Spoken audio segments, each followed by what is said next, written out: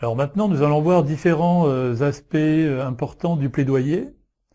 Premièrement, il est important que le plaidoyer soit basé sur l'expérience de ce qui marche pour améliorer la participation pleine et effective et améliorer la qualité de vie.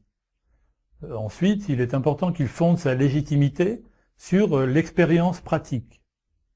Troisièmement, il est important qu'il associe systématiquement les détenteurs de droits et les aide à exprimer leurs préoccupations, se souvenir de ce qu'on a vu tout récemment dans le chapitre 4 avec l'expérience du développement inclusif local. Ensuite, quatrièmement, ce plaidoyer doit s'appuyer sur des alliances larges avec différents acteurs, entre les organisations de personnes handicapées, les organisations de la société civile par exemple. Et enfin, il doit adopter des méthodologies constructives et focalisées sur des solutions plutôt que sur des méthodes de confrontation. Mais nous allons voir cela un petit peu plus loin.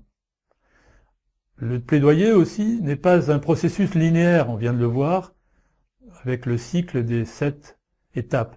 Si bien que ces différentes étapes doivent être réexaminées en cours de processus. C'est un processus dans lequel il y a des ajustements, il y a des évolutions qui tiennent compte des résultats au fur et à mesure de l'action.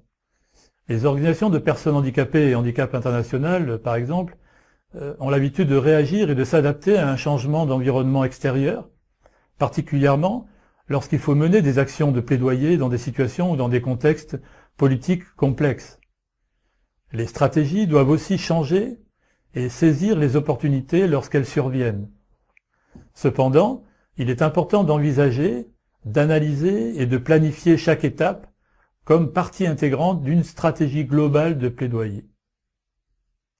Alors la plupart des efforts liés aux activités de plaidoyer de la société civile sont bien basés sur la dénonciation des violations des droits de l'homme et la mise en avant de dysfonctionnements de la société, ce qu'on appelle un plaidoyer de dénonciation, non-application des droits contenus dans la Convention par exemple.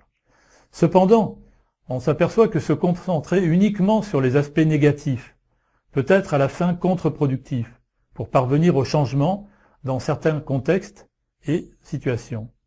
Montrer aux autorités décisionnelles et autres acteurs influents comment réaliser des changements concrets basés sur des données probantes peut enrichir les efforts de plaidoyer en faveur des changements et progrès vers la pleine et effective réalisation des droits des personnes handicapées.